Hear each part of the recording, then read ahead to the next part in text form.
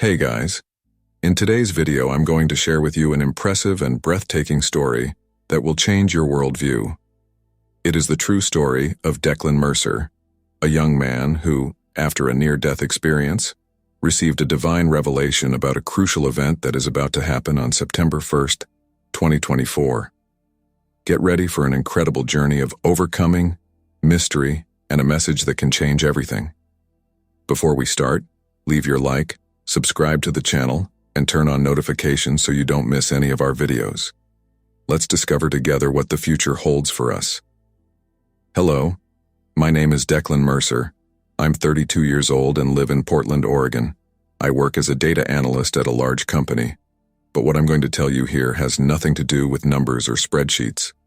It's something much deeper and more personal. Something that completely changed my life and the way I see the world. It all started in 2014, when I was just 22 years old. I was a young graduate, full of dreams and expectations for the future. I got my first real job right after college, and I thought I had everything under control. But life has a funny way of surprising us, doesn't it? I've never been a particularly religious or spiritual person. I grew up in a family that attended church from time to time, but it wasn't something that defined our routine. I considered myself a pragmatic guy, focused on facts and concrete data. After all, that was what my job required of me. But one autumn night, something happened that shook all my certainty. Something that made me question everything I believed I knew about life, death, and what lies beyond. It was an experience that many call a near-death experience, or NDE. But for me, it was much more than that. It was a journey that took me beyond the limits of what I believed was possible. I'm not here to convince anyone or preach some kind of absolute truth. I just want to share my story, exactly how it happened. What you do with it, well, that's up to you. I just ask that you listen with an open mind. In the next few minutes, I will tell you in detail what happened that night and in the days that followed. I'm going to talk about the accident, about what I saw and felt when I was on the other side, and about how this experience completely changed my perspective on life. It's a story I've told to close friends and family, but never as fully as I will now. It's not easy to put something so deep and personal into words, but I feel it's important to share. Who knows, maybe my experience can bring comfort or a new point of view to someone going through difficult times. So if you're ready, let's start this journey together. A journey that took me from heaven to hell, from despair to hope, and that showed me that there is so much more to life and death than I ever imagined. It was a Tuesday like any other. I had spent the entire day at the office, immersed in spreadsheets and graphs. I remember looking out the window and seeing the sun setting, dyeing the Portland sky in shades of orange and pink. Normally I would take the bus home, but that day something told me to walk. I left the building around 7 p.m. The air was fresh, with that smell of rain that is so characteristic of Oregon. The streets were relatively quiet, with only a few cars passing by every now and then. I walked slowly, lost in thoughts about work, about life, about the future. I'm not going to lie, I wasn't at my best. The work, which at first seemed promising, had become a monotonous routine. I felt trapped, like I was just existing, not really living. Each day felt the same as the last, an endless cycle of waking up, working, sleeping, repeating. As I walked, I thought about all the things I wanted to do, the places I wanted to see, the experiences I wanted to have.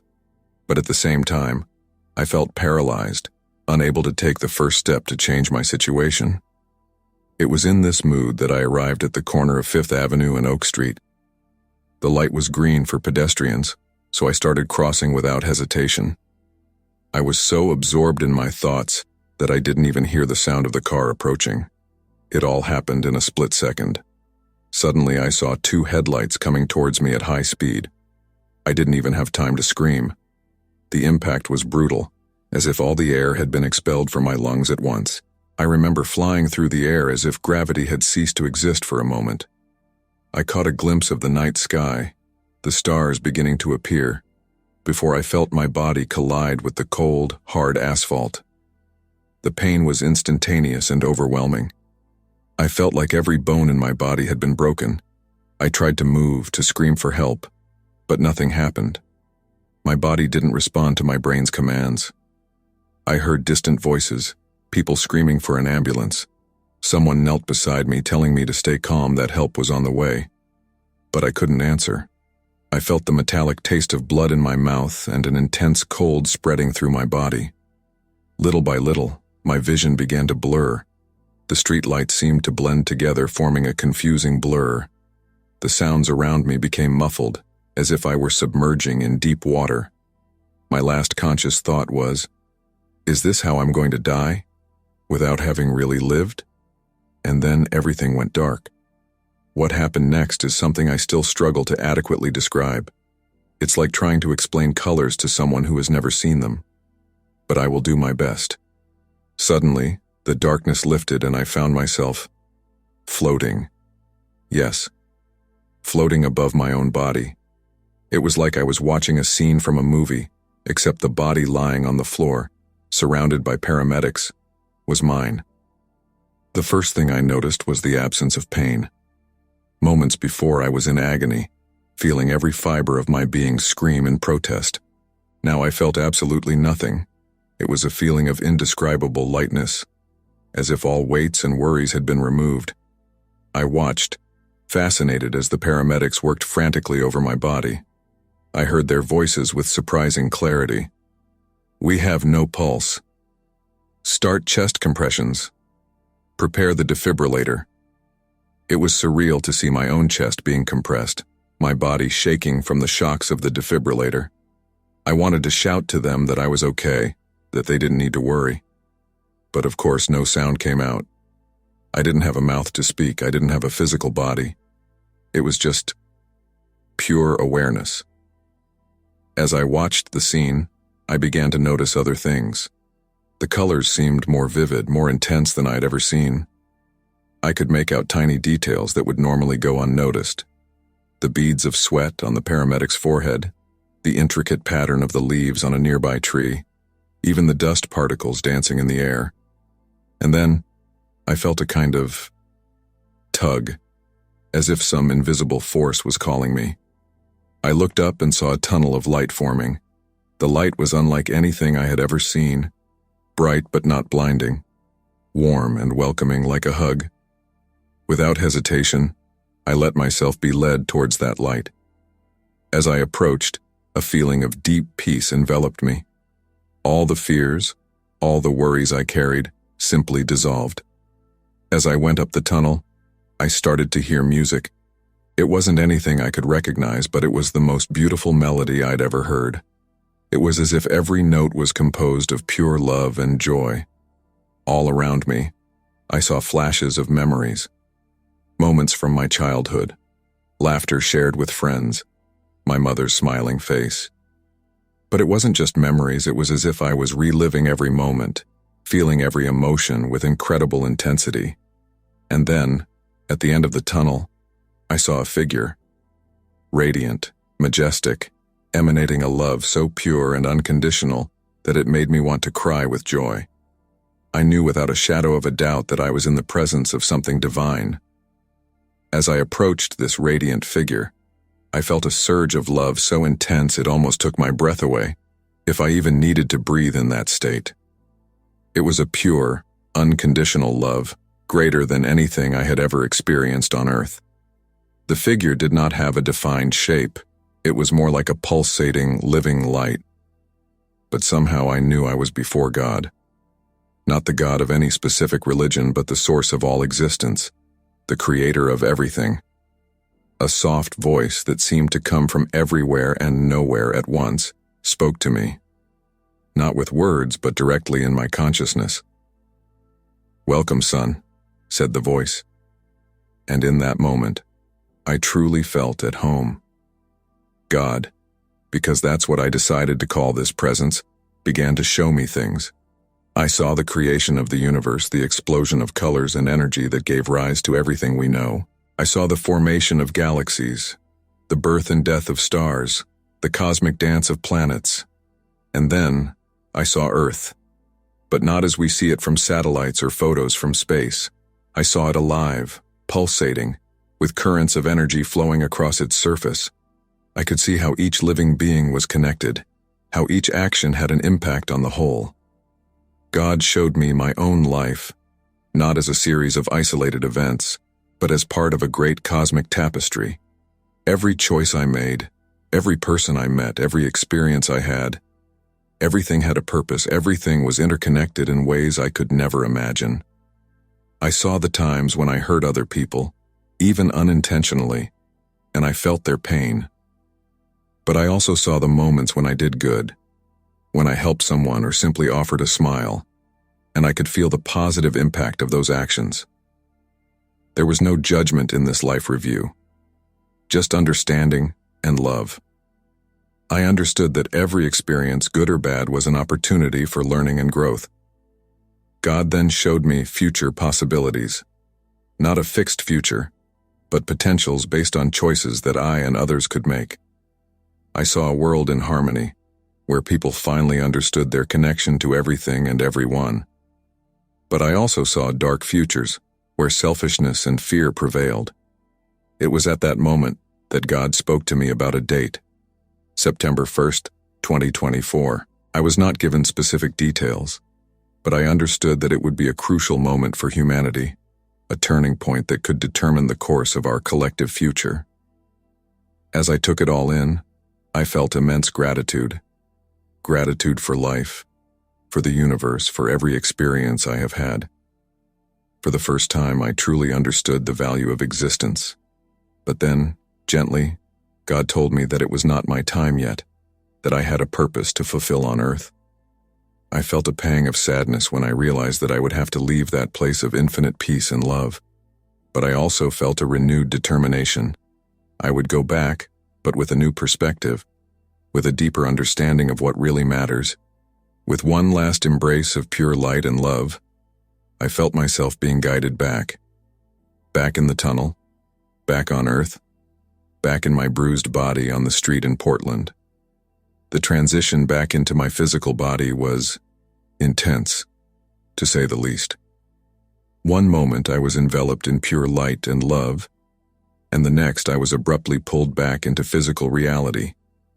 The first thing I felt was pain, a searing pain that seemed to come from every cell in my body. After experiencing that indescribable peace and lightness, feeling the limitations and sensations of the physical body again was quite a shock. I heard voices around me, muffled at first but becoming clearer. "He's coming back. We got a pulse. Keep him steady." Slowly, I forced my eyes open. The light was blinding and everything seemed like a blur. I tried to speak, to tell them about what I had experienced, but my throat was dry and sore. All I could manage was a hoarse moan. Immediately, I felt a hand grab mine. A paramedic leaned over me, her eyes full of concern and relief. "Remain calm, sir. You were in an accident, but you're safe now. We're taking you to the hospital." As I was being loaded into the ambulance, my mind was in a whirlwind.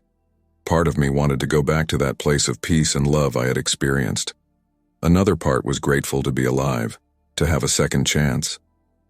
And a third party was in complete shock, trying to process everything that had happened. The trip to the hospital seemed to take forever. Every jolt of the ambulance sent waves of pain through my body. But, strangely enough, the pain didn't bother me as much as it should have. It was as if she was a constant reminder that I was alive, that I had come back for a reason. At the hospital, I was immediately taken to the emergency room. Doctors and nurses moved quickly around me, running tests, administering medications, checking my vital signs. I heard words like head trauma, broken ribs, possible internal bleeding. But everything seemed distant, as if it were happening to someone else. My mind was focused on the experience I had just had, the revelations, and the love I had felt. While the doctors worked, I tried to speak again. This time I managed to utter a few broken words. "I saw light." The doctor who was examining me stopped for a moment, looking directly into my eyes. "It's okay, Mr. Mercer. You've been through a traumatic experience. It's normal to have hallucinations or vivid dreams during times of extreme stress. I wanted to protest, to tell him that it wasn't a hallucination, that it was real, more real than anything he'd ever experienced. But before I could form the words, I felt a wave of exhaustion hit me. My eyes began to close against my will. The next few hours, or was it days, were a blur of comings and goings of consciousness. I remember waking up briefly in an operating room, the bright lights above me vaguely reminiscent of a light tunnel. Another moment, I was in a hospital room with the constant beeping of heart monitors in the background. When I finally woke up for real, the first thing I noticed was the silence.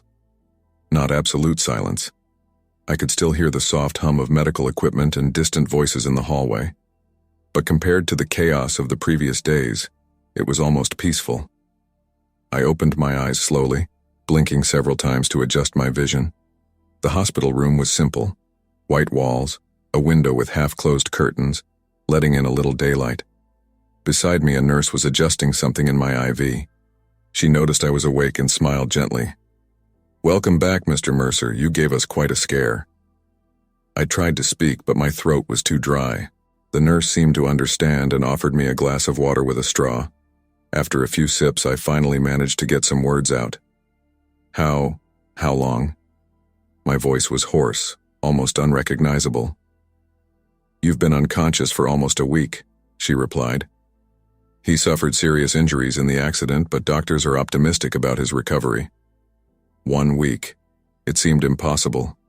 The experience I had seemed to last an eternity, and at the same time, just an instant. How could you explain this? How could I make someone understand what they had experienced? At that moment, looking out the hospital window at the blue sky outside, I made a decision. I would recover. I would survive. And then somehow, I would find a way to share what I had learned, to make people understand the beauty and purpose in every life. With that thought, I closed my eyes again, not to sleep, but to relive once again those precious moments beyond the veil of death, promising myself that I would never forget them. The days that followed were a constant challenge, both physically and emotionally. My body was broken, literally. 3 fractured ribs, head trauma, a broken leg, and numerous bruises and cuts. Every movement was a fight against pain. But interestingly, the physical pain wasn't the hardest thing to deal with. The real challenge was internal. How could I go back to my normal life after what I had experienced? How could I worry about work deadlines, bills to pay, or Portland traffic when I had glimpsed the vastness of the universe and felt God's unconditional love? Physiotherapy sessions were exhausting. Relearning how to walk, how to move my arms without feeling pain, even breathing deeply. It was all a conscious effort. But with every painful movement, with every repetitive exercise, I remembered what I had seen. Of the interconnection of all things. Of how each action, no matter how small, had an impact on the whole. My family and friends came to visit me, of course. Their faces were a mix of relief and concern. My mother cried when she saw me, hugging me gently, as if I were made of glass. My father, always the tough one, had tears in his eyes that he tried to hide. I tried to tell them about my experience, about light, love, revelations. But words seemed inadequate, unable to capture the magnitude of what I had experienced. I saw the confusion in his eyes mixed with a hint of concern. Had the trauma affected my mind? The doctors came with their scientific explanations. They talked about the release of endorphins during times of extreme stress, about how the brain can create vivid experiences when deprived of oxygen. I listened politely, but I knew in my heart that what I had experienced went far beyond biological explanations. A psychologist was called to evaluate me. She listened patiently as I described my journey, taking occasional notes. In the end, she looked at me with a mixture of compassion and professional skepticism. "Mr. Mercer, near-death experiences are not uncommon in cases like yours. It is natural to search for meaning after such a traumatic event." I wanted to scream, to tell her I wasn't seeking meaning. Meaning had found me, enveloped me, transformed me. but I held back. I realized that, at least for now, this was a journey I would have to take alone. As the days turned into weeks, and the weeks into months, my body healed. The bruises disappeared, the bones solidified, the scars began to fade. But internally, I was different, irrevocably changed. I started to notice things that previously went unnoticed. The beauty of a sunset, the sound of a child's laughter, the comfort of a sincere hug. Every moment felt charged with meaning, every interaction an opportunity for connection. And always, in the back of my mind, was that date, September 1st, 2024. What would happen? How could I prepare? And more importantly, how could I prepare others? When I was finally released from the hospital, I looked at the outside world with new eyes. Portland, with its busy streets and familiar buildings, felt both strange and welcoming. I was back, but I was no longer the same Declan who had gone for a walk that fateful night. As my mother helped me into the car, I took a deep breath, feeling the fresh air in my lungs. A new journey was beginning, a journey of discovery, sharing, and above all, love. Coming home after months in the hospital was strange, to say the least. My small apartment, which had previously felt cozy and familiar, now had an almost alien feel. Objects that I had previously considered important, my high-end laptop, the flat-screen TV, even my book collection, seemed trivial, almost insignificant compared to what I had experienced. My parents insisted on staying with me for the first few weeks. I appreciated his presence, his love, and concern, but at the same time I longed for moments of solitude to process everything that had happened. Returning to work was a particular challenge. My boss was understanding, offering a gradual return and remote work for the first few months. But sitting at the computer, analyzing data and creating reports felt so empty. How could I concentrate on spreadsheets when I had glimpsed the vastness of the universe? In team meetings, I found myself rambling, thinking about the interconnectedness of all things. A colleague complaining about a missed deadline made me reflect on how that moment of frustration fit into the grand scheme of things. Would he understand if I said that, from the perspective of eternity, that period was insignificant? My friends tried to cheer me up by inviting me to happy hours and dinners. I went more to please them than of my own accord. Sitting in a noisy bar, listening to conversations about TV shows, office gossip, and weekend plans, I felt like a foreigner. How can I explain that while they were discussing the latest episode of a popular series, I was worried about the fate of humanity? Some nights I would wake up sweating, with the vivid memory of the light, of the unconditional love I had experienced. In those moments, everyday reality felt like a dream, and my near-death experience felt like true reality. I began looking for ways to incorporate what I had learned into my daily life. Meditation has become part of my routine. I tried to see every interaction, every moment as an opportunity to spread love and understanding.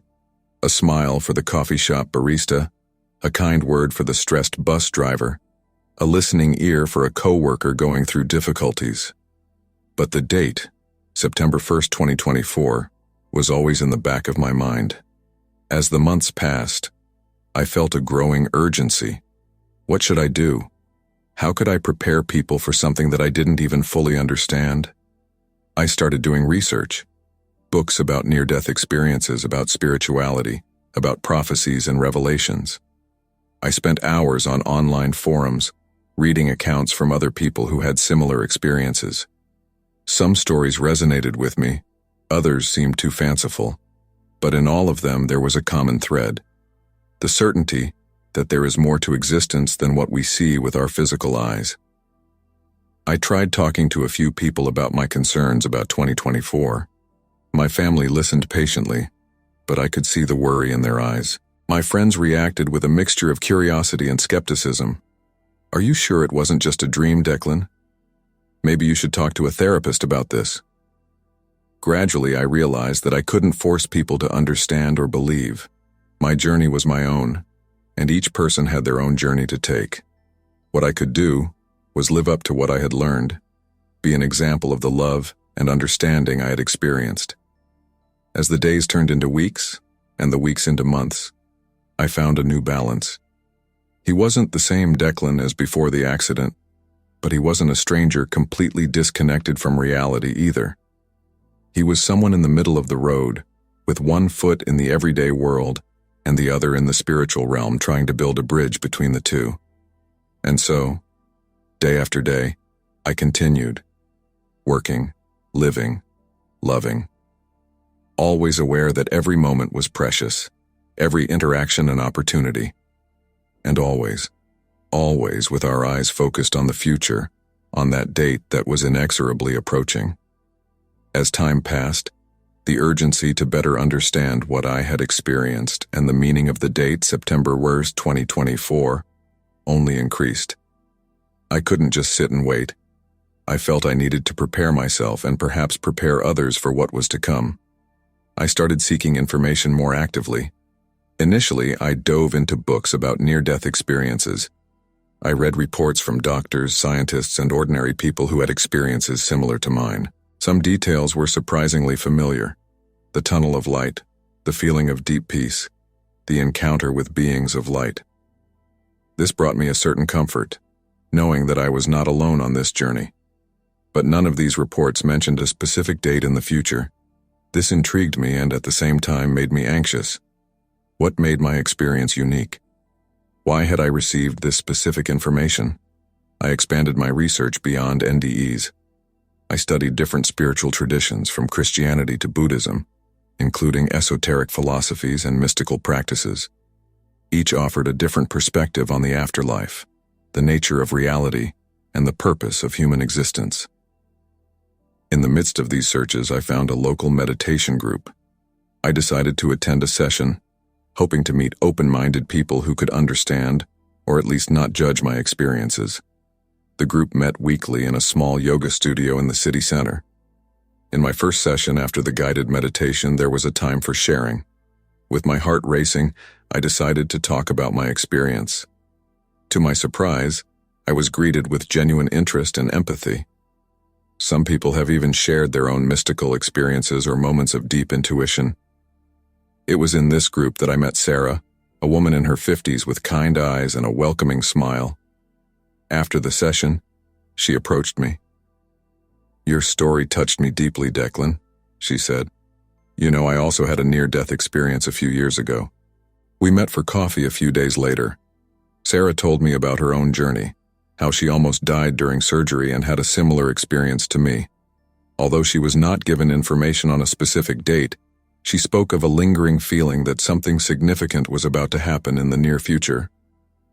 "I don't know exactly what it is," she told me, her eyes shining with a mix of expectation and concern. "But I feel like we're on the verge of a great change, something that will affect all of humanity." Talking to Sarah was a turning point for me. For the first time since the accident, I felt like I had found someone who truly understood what I was going through. Not just the experience itself, but the daily struggles of trying to integrate this new perspective into an ordinary life. Sarah introduced me to other people who had gone through similar experiences. We formed a small study group, meeting regularly to discuss our experiences, share insights, and support each other. It was comforting to be among people who didn't look at me with skepticism or concern when I talked about what I had experienced. However, even within that group, the mention of the specific date, September 1st, 2024, was unique to me. This left me intrigued and, at times, made me question whether I had correctly understood the message. Was I taking something literal when it should have been symbolic? I decided to deepen my research on prophecies and predictions. I read about Mayan prophecies, Nostradamus's predictions, the visions of various mystics throughout history. I found countless references to major changes, global transformations, and turning points for humanity. But nothing specific about 2024. On one of those nights of intense research, I stumbled upon an article about climate change. The author, a renowned climate scientist, was talking about how we were approaching a point of no return in terms of global warming. He mentioned that if there were no drastic changes by the mid-2020s, we could face catastrophic consequences. This turned on a light in my mind. Could it be possible that the date I was shown was related to some significant weather event? Or perhaps this was the moment when humanity would finally wake up to the urgency of the situation? I shared these ideas with my study group. Some were fascinated, others skeptical. Sarah, in particular, seemed to resonate with this possibility. "It makes sense," she said thoughtfully. "Many near-death experiences talk about the interconnectedness of all things. If we are causing harm to the planet, it affects all of us on a deep, even spiritual level." Inspired by these discussions, I began to become more actively involved in environmental causes. I participated in peaceful protests, donated to conservation organizations, and began adopting a more sustainable lifestyle. I felt like even if I didn't know exactly what would happen in 2024, I could do my part to create positive change. At work, I surprised my colleagues by proposing a sustainability initiative for the company. Using my analytical skills, I created a presentation showing how greener practices could not only benefit the environment, but also improve efficiency and reduce costs in the long term. My boss, initially skeptical, was impressed by my passion and dedication. "I've never seen you so committed to a project, Declan," he commented after my presentation. "What caused this change?" For a moment, I considered telling him about my experience, but remembering the skeptical reactions I had received in the past, I opted for a softer response. "Let's just say I had an experience that made me see things from a different perspective," I replied with a smile. As I became more involved in these activities, I felt like I was on the right path. Maybe I couldn't predict exactly what would happen on September 1st, 2024, but I could work to make a positive impact, preparing myself and others for whatever change was coming. However, despite all this progress, there were still nights when I woke up sweating, with vivid visions of my near-death experience. The sense of urgency never completely left me. Time was passing, and 2024 was getting closer and closer. Whatever was coming, I knew I needed to be ready. The months turned into years, and now we are just days away from September 1st, 2024. The date revealed to me during my near-death experience is soon to arrive, and the sense of urgency I have been feeling has intensified considerably. My life has changed drastically since the accident. The old Declan, focused on his corporate career and preoccupied with trivialities, has given way to a man with a mission. My job as a data analyst still pays the bills, but my heart and energy are focused on something bigger. The study group I formed with Sarah and others who had similar experiences grew. We now meet twice a week, not just to discuss our experiences, but to plan concrete actions. We host workshops on environmental awareness, group meditations to raise the collective vibration, as Sarah likes to say, and talks on the interconnectedness of all things. At work, my sustainability initiative gained momentum. The company implemented several of my suggestions, from reducing plastic use to installing solar panels on the office roof. My colleagues, who initially looked at me with a mixture of confusion and concern, now come to me to discuss ideas about how to make their own lives more sustainable. With the help of Sarah and others in our group, we organized an event for September 1st. The idea is to bring together people from different areas: scientists, spiritual leaders, environmental activists, artists, to discuss the future of humanity and how we can prepare for big changes. Event planning has consumed a lot of my free time over the past few months. I spent hours making calls, sending emails, searching for speakers and venue. Some think I'm crazy for organizing an event based on a premonition, but I've been surprised by how many people seem to resonate with the idea that we're on the cusp of a major transformation. Now, just 4 days away from the big day, the tension is palpable. Not just for me and my immediate circle, but it feels like the entire world is waiting for something.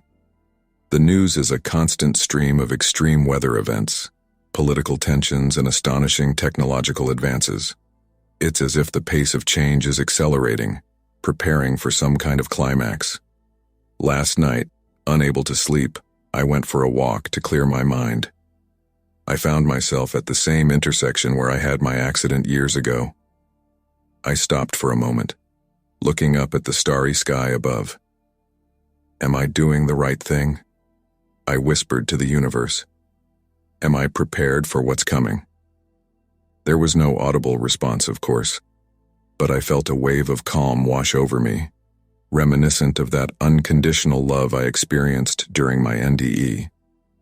In that moment, I understood that regardless of what happens on September 1st, 2024, I have done my best to honor the vision I was granted.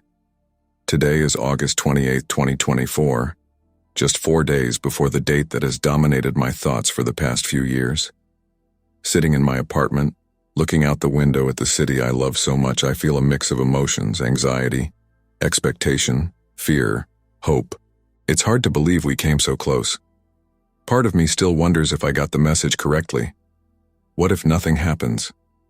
What if it's just an ordinary day? Another part is nervous about what exactly could happen. Will it be something dramatic and immediate, or a subtle change that we will only notice over time? Sarah has been my pillar of strength these past few days. Your calm and wisdom keep me grounded when anxiety threatens to overwhelm me. Remember, Declan, she told me yesterday, we can't control what's going to happen. Our job is to be present, open, and prepared for whatever comes. The event we organized for the first is completely ready. We have an impressive list of speakers, from renowned scientists to respected spiritual leaders. The place is reserved, the equipment tested, the volunteers instructed. Now we just have to wait.